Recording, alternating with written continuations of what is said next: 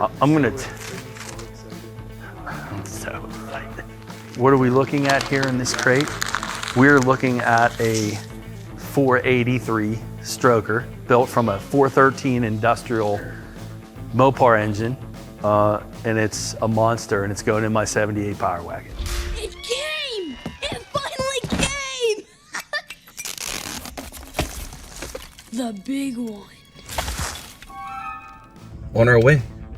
Caleb had something he wanted to share. Yeah, I stopped at Sheetz this morning to get coffee along with all the other guys wearing Carhartt, except the difference is they were going to work real jobs, and I'm just a poser. So. We got someone back there too. You can't see him. It's ScannerDanner too. Let's go.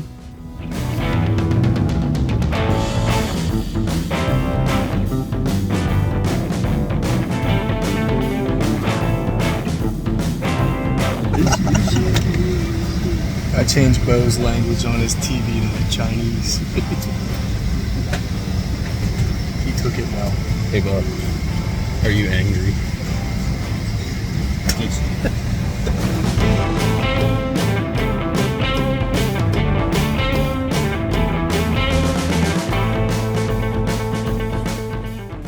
Let me know. We're there. We're there. That's your intro. Start it right there. We're there. We are in Denver, Colorado. We just took a flight in, and I rented this Dodge Ram to pick up our engine at Nick and Jim's Automotive Machine Shop. You guys would know them as JMZ Online. And we're heading to Gill, Colorado right now to meet Jim and Nick for the first time. I've never even met these guys, and we connected through a mutual subscriber, a mutual follower, and Nick accepted the job, and here we are. So let's go get this thing. And we're also going to snowboard. Oh yeah, I mean, that's a given. That's the real reason we're here. Oh yeah, we have to snowboard too. So we're going to Breckenridge for 2 days. So we'll get you guys some footage. This will be a fun trip. Our meetup with Jim and Nick, it's going to be great. Meeting them, maybe have a little lunch or something. Then we'll head to the mountains and rip it for 2 days, and then haul ass home. 24-hour drive home. We're not going to stop. We got 3 drivers. We got Bo with us in the back seat. Shop dog. Is the dog friendly? Yeah, it sounds a whole lot worse off than he is. That's Augie. Augie, look at you. You're a big boy. So much for Watchdog. Yeah, no kidding. Yeah, he's not stopping anybody. Come on in. Hey, I remember this box.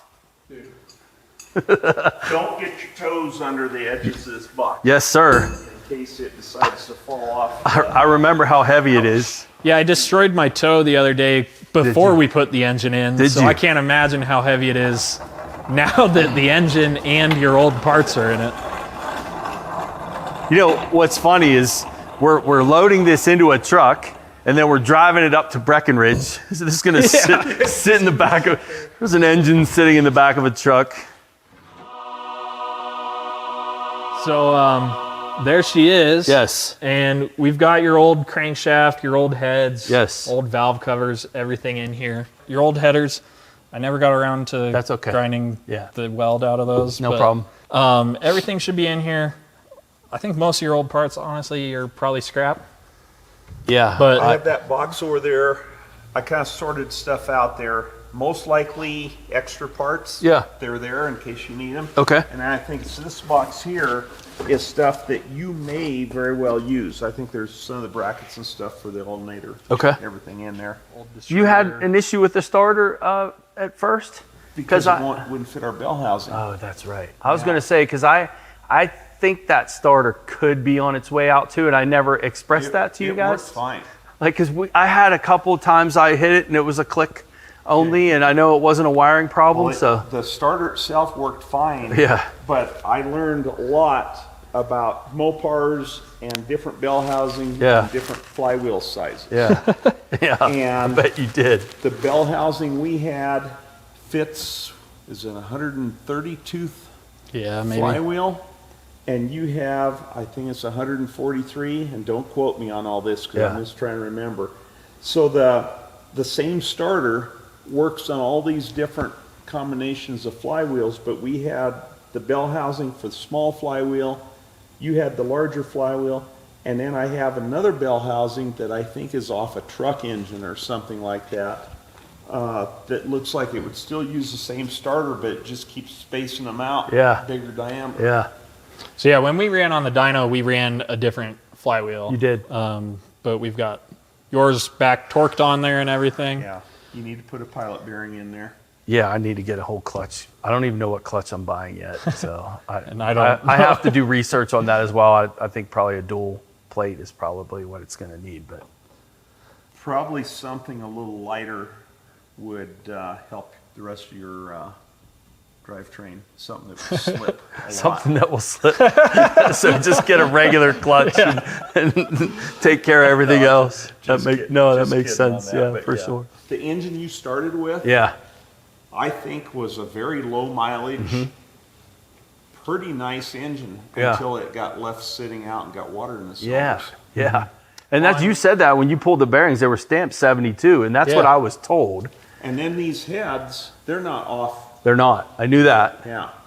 because the industrial motor had different heads than what. Well, that's what I kind of wondered. Yes. If this block didn't have the industrial heads on it that went away somewhere. I think that's the case. And then these heads got put on, but these heads are rough. Yes. Really rough.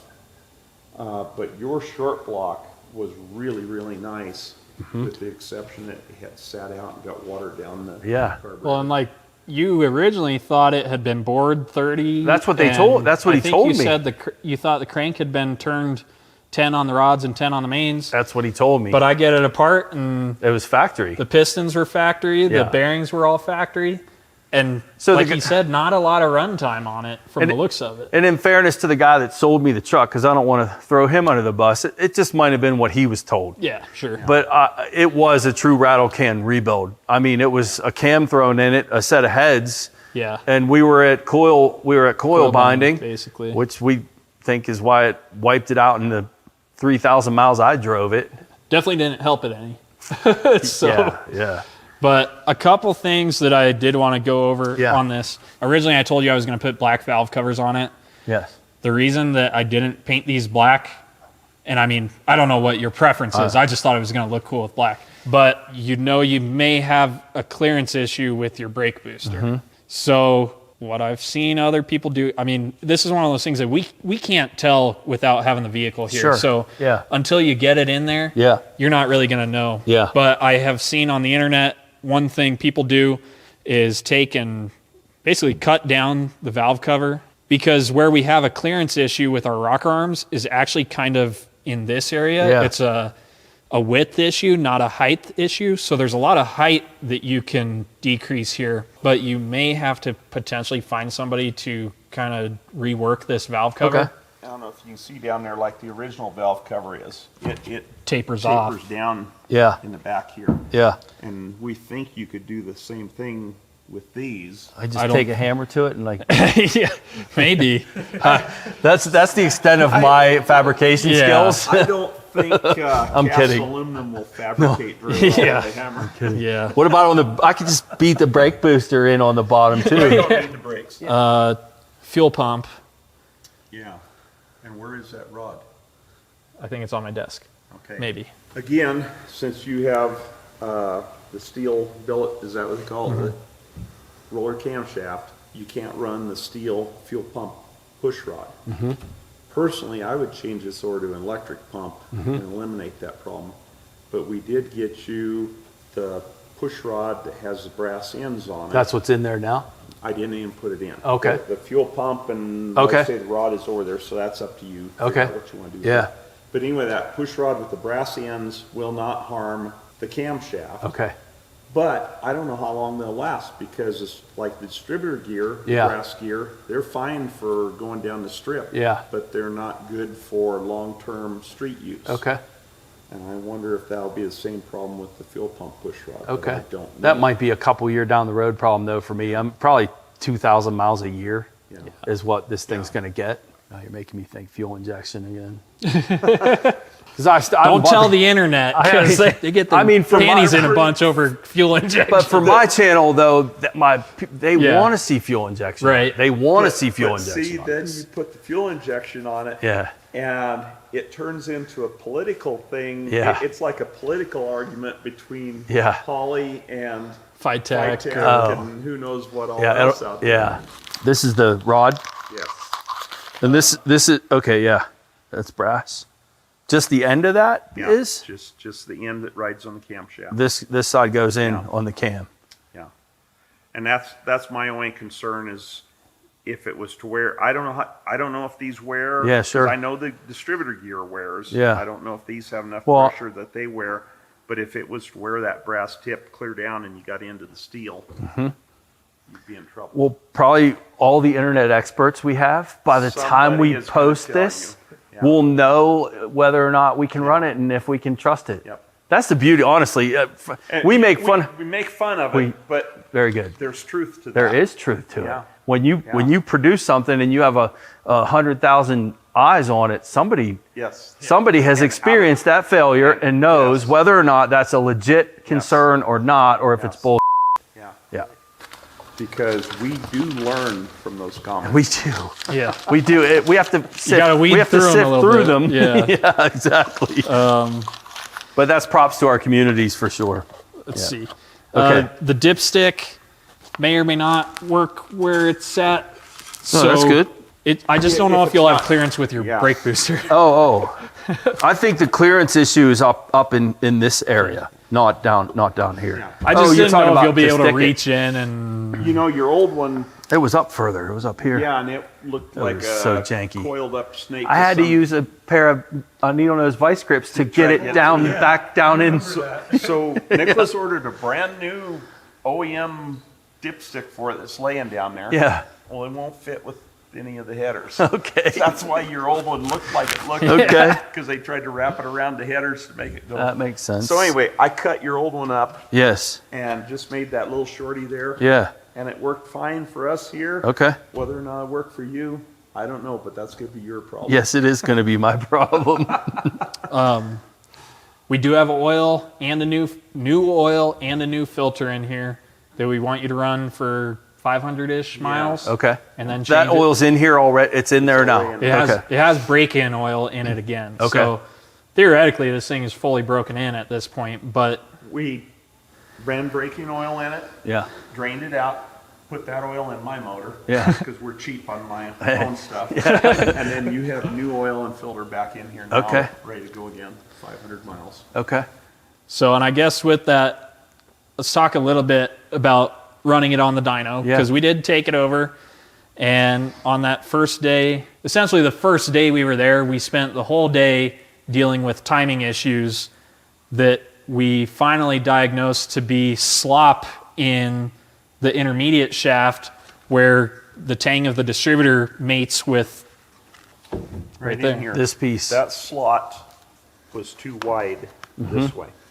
And it let the, It would run fine at 1,000 RPM. You know, it would idle great, but as soon as you brought the RPM up and tried to hold it 4,000 RPM, some kind of harmonic was hitting with that slop in there, and the timing was bouncing all around, and this thing would start sputtering and misfiring and just did not sound good, would not run good.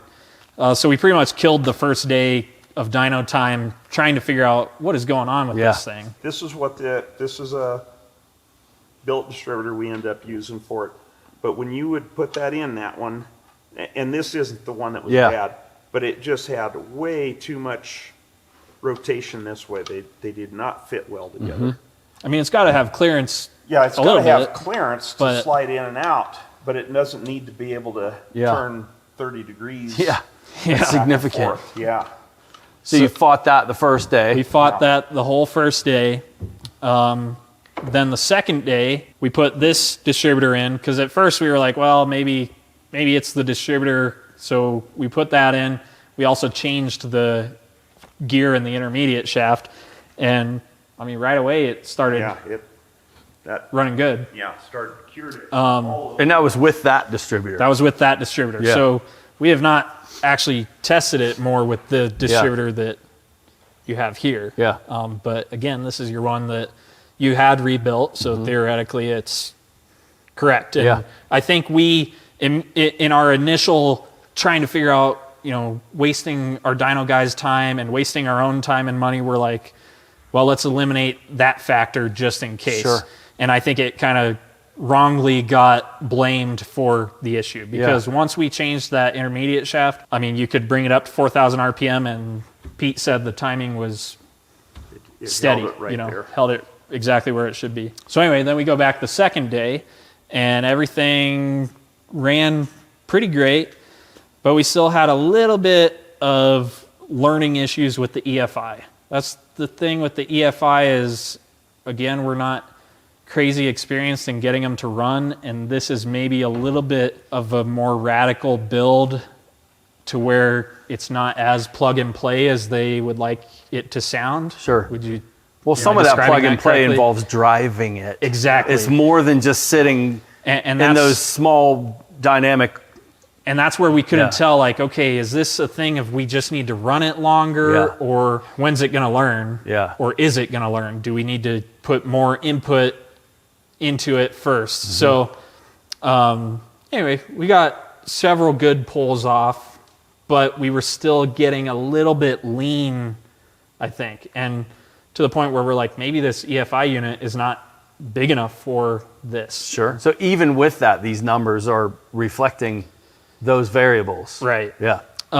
So I kind of reorganized the data here to get rid of the calculated corrected data, because I think the most valuable thing we can look at is the true measured data from the dyno, which is, I mean, it has a load cell on it that measures the actual torque that is put out. It has been calibrated, and it's a true number. There's no math going into it to say like, oh, we want to correct for sea level and so on. Sure. So other than the calibrations of whatever equipment. right. That's the only. Which, again, theoretically should be Yeah. reasonably calibrated. I don't know because it's not ours, but Sure. I'm sure it is. But I did note on here, we tested on November 29th. He's at roughly 5,200 feet elevation, 32% humidity roughly that day, and the test cell temperature was roughly 70 degrees. And the reason I'm telling you this is because there are correction factors.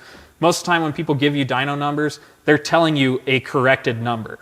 Because essentially what happens is when you're at elevation, an engine doesn't run as well as it runs at sea level. Sure. That's just the cold hard fact of it. But it's also a thing to standardize the numbers from day to day, because even just within your own test cell, you're going to have a day where it's colder and a day where it's hotter and a day where it's more humid or less humid. By standardizing those numbers to a standard correction factor, you can get more repeatable results and get a more reasonable comparison from day to day. And then that carries over from my dyno to your dyno to their dyno and so on. But anyway, I sorted it out so that we just have our true measured numbers and our measured horsepower. And what that came out to on average, with our 7 different runs, 500, a little bit over 500 pound-feet of torque, 462 horsepower, 514 and 468, 509, 466. And kind of a rule of thumb that is a lower correction factor than I see people post in Colorado is that your power decreases by 3% per 1,000 feet of elevation. So, if you take your Math. 500 pound-feet divided by 0.85, so you're pushing right close to the range of 600 pound-feet of torque. And I think that is maybe a conservative estimate. I think our original numbers that I showed you were maybe generous, whereas I think this is more on the realm of conservative. But 600 pound-feet of torque is nothing to cry about. And then 466 divided by 0.85. 548. So close to 550 horsepower, and that would be kind of at the 5,400 RPM point. And we were peak torque right around 4,000 RPM. And that's another thing that was kind of weird, is we were pushing the limits of our dyno guy's dyno Right. as far as the torque. Meaning, if we had started our test at a lower RPM range where your torque is possibly higher than what these numbers are, his water brake on his dyno may not have the capacity to hold the engine. So it would, I mean, it'd be like you're on the brakes and then your foot's to the floor and all of a sudden it cuts loose and there's no load on the engine and things break. Yeah. So that's why we started at 4,000 RPM and ran to 5,500 because we were pushing the limits of his brakes capabilities. Sure. Yeah. It's kind of a bummer because like typically on a dyno graph, you know, you see kind of a, where it's going up and then back down and you see that peak point on ours. You're starting. All of the peak points are at the bottom and we were running to 5,500 RPM because that's kind of where I'd like you to call red line. 55? Think so. It might go more than No, that, but please don't. How old are you, Nick? I'm almost 28. So you might, but as a 50-year-old, like I don't need that anymore. Sure. Like I Sure. you know, I'm kind of like, you know, just cruising. Talk about this later. Yeah. When the kids aren't here. Yeah. But you'll see like on these graphs, and I can get you guys this document. Hold too. that thought. That kid over there, the 19-year-old who wants to drive this truck, would be the one. He'll be the one. Please But be careful. I'm making him sign a waiver. If he scatters that engine, he's paying for it. Yeah. But that's why you see the torque number on our graph just goes down and the horsepower number just goes up because it wants to make more power. Yeah. The higher at higher RPM, but Yeah. I think we want to play it safe with this. I would love this thing to be severely overbuilt for what you're going to use it for. I think it is. I'm hoping It's is. a pavement princess that, you know, I'm just want to, you know, cruise around and I'll honestly not even use my radio. I'll just keep it down and put my windows down so I can listen to it. So, and it sounds, It does sound it sounds neat. awesome. Yeah, it So, does sound awesome. I mean, it sounds awesome. Language.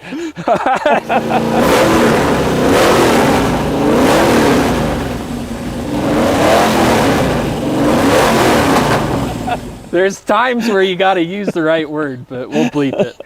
It does sound It sounds neat. awesome. Yeah, it So, does sound awesome. But yeah, that's kind of where dyno numbers just get kind of. Yeah. And Everybody I talk to has a different opinion. Sure. So that's where I just wanted to go. Let's look at the measured numbers. Yeah. And get a conservative correction. Yeah. So we're not correcting to sea level. We're not correcting to a standardized temperature, humidity, and so on. I'm just calling it 3% per 1,000 feet, looking at 5,000 feet.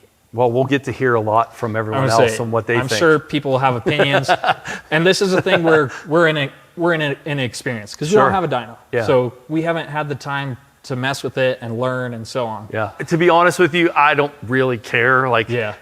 Am I going to use 550 horsepower or 600 horsepower or, you know, 520 like it's 500 horsepower. Yeah. Or it's For 600 us, it served our purpose, knowing that mechanically it's sound. That's It didn't toss a rod. yeah. And that yeah, exactly.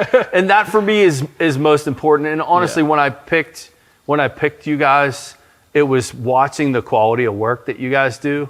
And it wasn't about, I want the most powerful engine ever. No, I want something that's going to be fun. I always tell people when I do an engine, I don't want to ever see you again Yeah. with this engine. Yeah. You can bring me another one. Yeah. But I want this That thing sounds like a plan. I'm going to just- bring you another yeah, one. to just sit together forever for you. That's awesome. I really appreciate all that you guys have done. Like, I know that both of you put a ton of time in this. Well, we appreciate you being patient with us. So the last thing I want to go over here, after we ran it on the dyno, we did send off an oil sample, and I'd like you to use these guys again. Okay.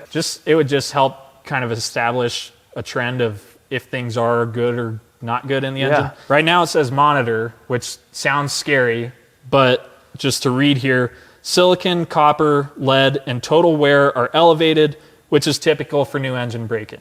So there are some numbers here that look a little scary, but it's not because something's wrong. It's because when you break in an engine, things wear more right off the bat. That's why we drained the oil right away after the first 2 hours of runtime.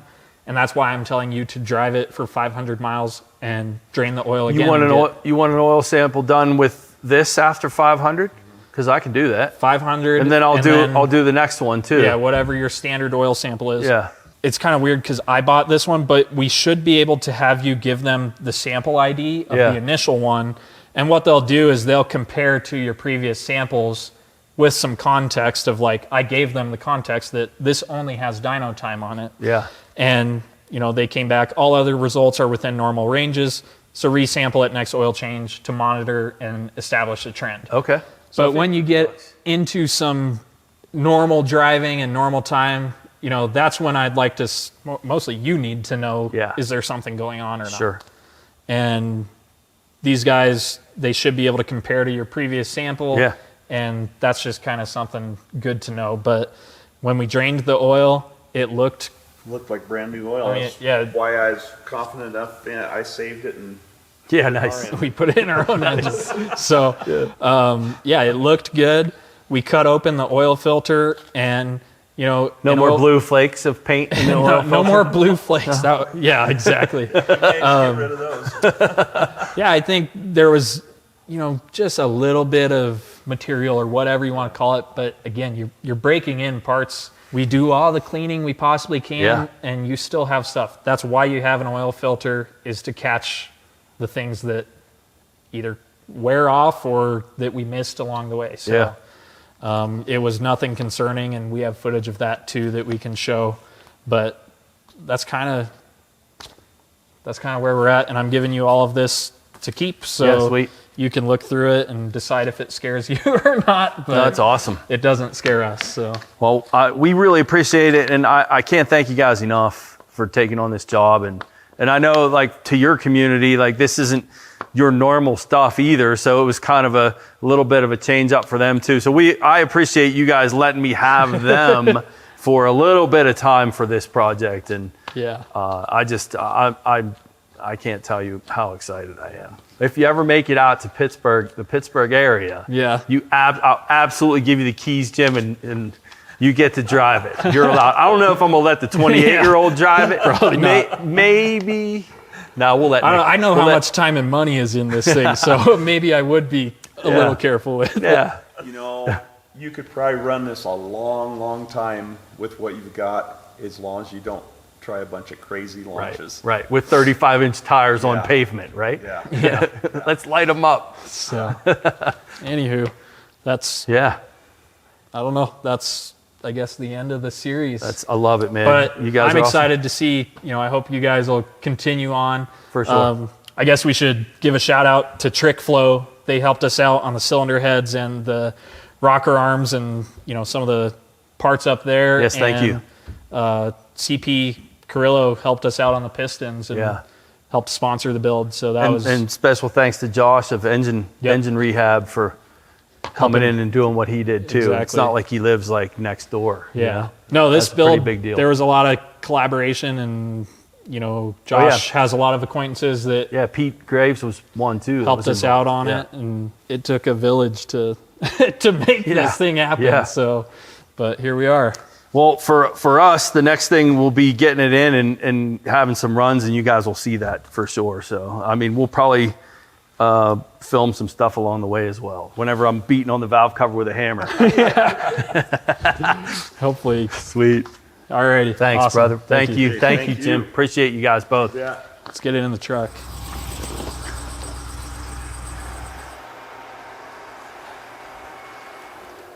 Awesome. Let's go. Yeah, Not my problem. we'll worry about that when we get there. 1, 2, 3. I told you, all three of us. I know these guys are ready, so let's go. Thanks again, guys. Appreciate you guys so much.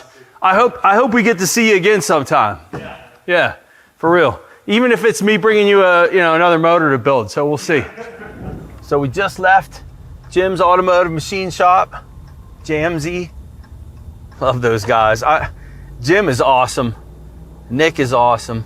Just ecstatic about having this engine. We have a long drive ahead of us back home, 25 hours, but we are off to Breckenridge. We have about 2 hours and 20 minutes roughly to get there. So yeah, some snowboarding.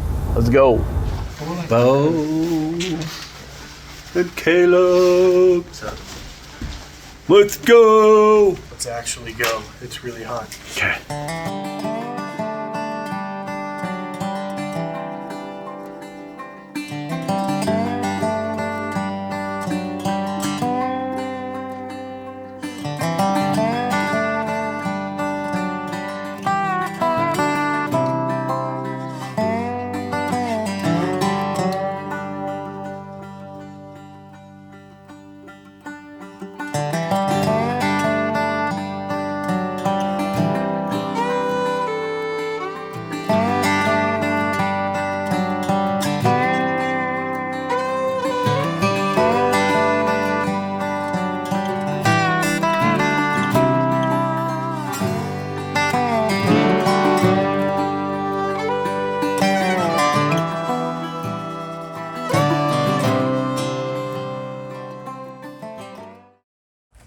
Engine ready to get out. Dude, we're gonna have to slide that I know. by hand. The three of us. This way first. And then I'll get crushed by the engine. Oh my goodness, this is gonna be so sketch. That's an off-camera maneuver. No, you film. We might need all three of us to slide that. I think we can pull that. We're on a little bit of a downgrade. Bo's wearing his Gold's Gym sweatshirt, which easily adds like 10 pounds of muscle. 1, 3, 1, 2, 3. I told you, all three of us. That'll be a weird shot. Wait, 1, 3, 1, 2, 3. We moved it. Yeah. Brace your hips against it and then Yep. 1, 2, 3. Sweet. Special thanks to Jim for this strap. 6,500 pounds this strap can hold. Wait, don't go any higher. Are we lifting the whole box? I guess we are. Yeah, it's gonna take the The box. plan's the whole box. Okay. Go ahead. The whole truck's lifting up because of the weight. Oh gosh, Shit, dude, That's- scary. that's what we don't like. No, it's fine. You're good. You're good. Dude, It's fine. I don't like that. I like it Keep more going. from where I'm standing. It's a rental. I should have bought the insurance. You didn't? Are you kidding me? Go a little bit at a time. Put your passenger window down so you can hear me. What did he say? He said, I'm putting it in 4-wheel drive. Hold on. Go ahead. Keep going. Oh, baby. All right, you're good. Go Harbor Freight. Yeah, dude. Not a sponsor. Look at that.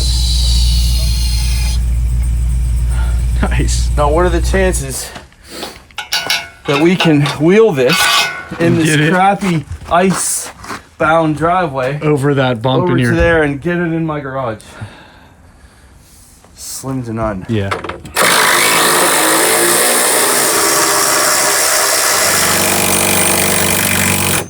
Good enough.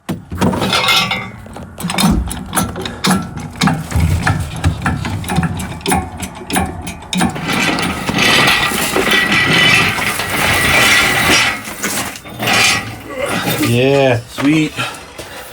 Go ahead. Okay, sweet. Let's go. Jim, thank you so much for these straps. That was clutch. Motor's in the garage. Let's pull this out of the way. Look at that. We'll slide this over here. Even if it breaks, I don't care. All right, they don't care about putting that together. No. Let's wrap it up. I don't know what you want me to say. Thanks for joining us. We'll see you when we're putting stuff in the truck on this. See you next time. See you next time. Sweet.